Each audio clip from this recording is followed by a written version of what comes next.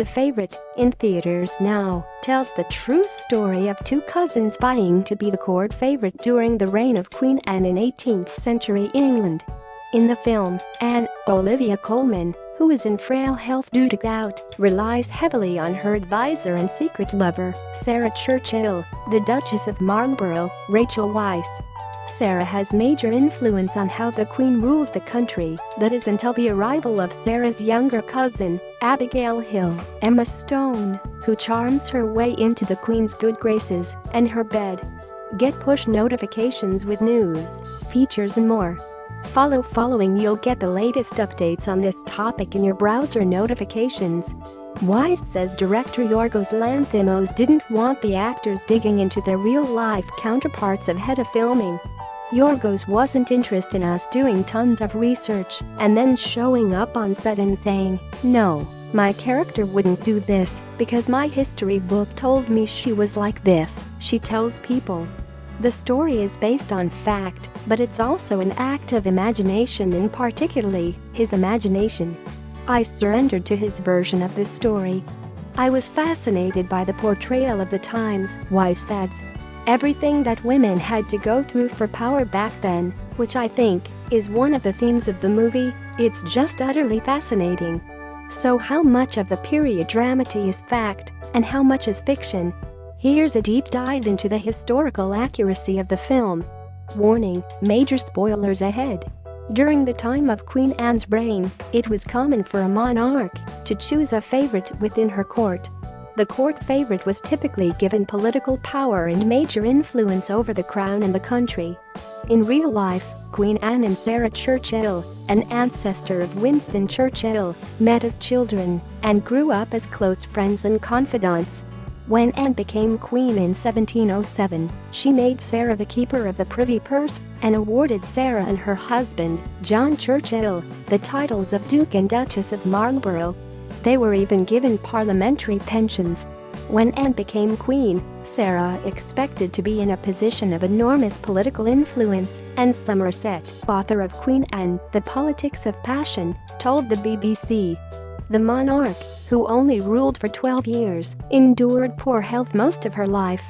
She suffered from gout, a form of arthritis characterized by severe pain, redness, and tenderness in joints, and even had to be carried to her own coronation in a sedan chair.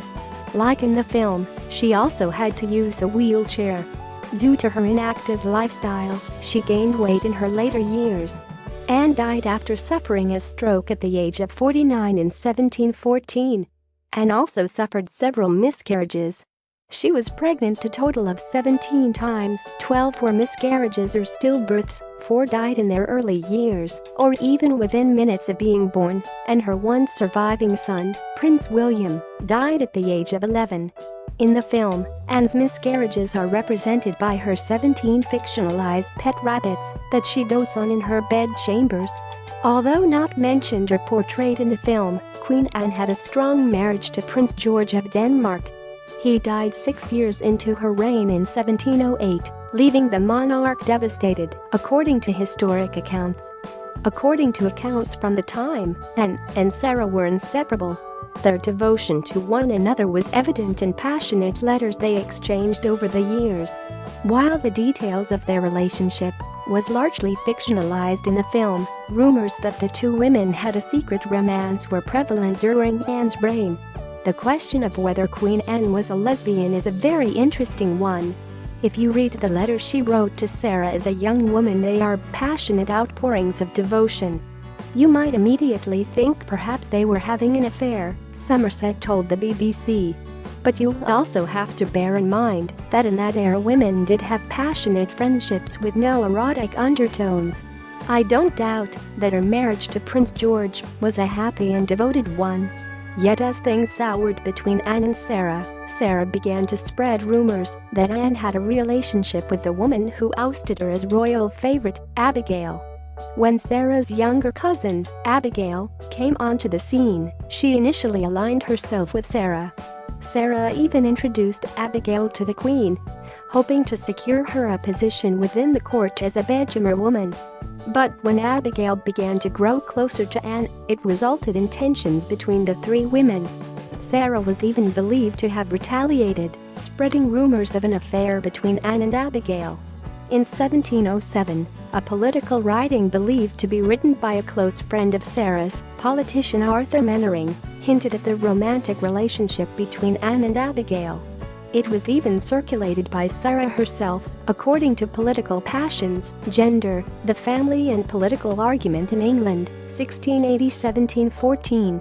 When as Queen Anne of great renown Great Britain's sceptre swayed beside the church she dearly loved a dirty chambermaid Abigail, that was her name she starched and stitched full well, but how she pierced this royal heart no mortal man can tell however for sweet service done, and causes of great weight a royal mistress made her, a minister of state or secretary she was not because she could not write, but had the conduct and the care of some dark deeds at night. Sarah also threatened to release her own letters from Anne, which included such lines as, "If I writ whole volumes I could never express how well I love you.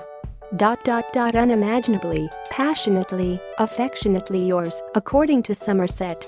In the film, Abigail poisons Sarah with tea, which leaves her gravely ill, but doesn't kill her. But that incident didn't actually occur. In real life, Sarah was stripped of her offices in 1711, and Abigail was made keeper of her privy purse.